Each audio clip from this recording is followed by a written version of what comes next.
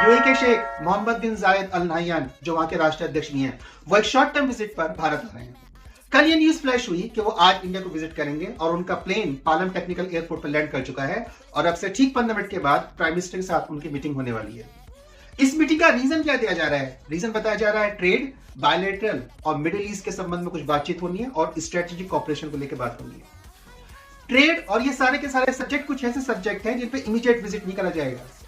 ये बात सामान्य व्यक्ति के लिए तो समझनी कठिन है, लेकिन जो इन विषयों के जानकार है हम और आप, वो इस बात को आसानी से पचा नहीं पाएंगे। ये डाइजेस्ट नहीं हो रही है कि वो तुरंत भागे भागे क्यों आ रहा है, क्योंकि ईरान पे साइबर अटैक हो चुका है। अब यूएई की ज्योग्राफी इन सारी बातों का आंसर देगी कि वो भारत को विजिट क्यों कर रहे हैं।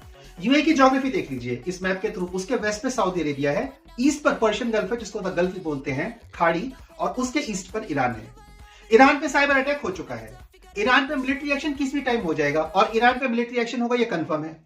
ईरान पे मिलिट्री एक्शन होगा। ईरान ने कहा अगर एक्शन हुआ मेरे ऊपर तो Saudi Arabia, Qatar, UAE, I will attack also on you, मैं तुम पे अटैक करूंगा। ईरान ने एक मिसाइल लॉन्च करी, हो सकता है सऊदी अरेबिया ना आते आते वो यूएई पे गिर जाए।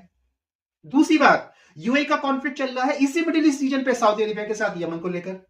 हो सकता है सऊदी अरेबिया को मिसाइल टारगेट कर ईरान के लिए वो यूएई पे गिर जाए, और यह भी हो सकता है कि ईरान का नाम लेकर मिसाइल टारगेट करी जाए और उसे यूएई पे गिरा दिया जाए।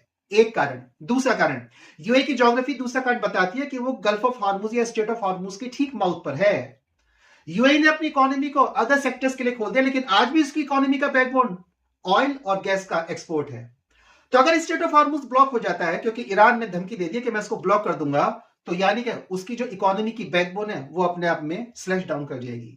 इन दो कारणों से मोहम्मद बिन जायद अल नाह्यान इंडिया की तरफ आ रहे हैं। क्यों? क्योंकि ऑपरेशन सिंदूर ने इंडिया के मिलिट्री माइट को एस्टेब्लिश कर दिया है और वो आ रहे हैं एंटी डिफेंस मिसाइल सिस्टम के लिए, ताकि मिसाइल्स को ब्लॉक करा जा सके।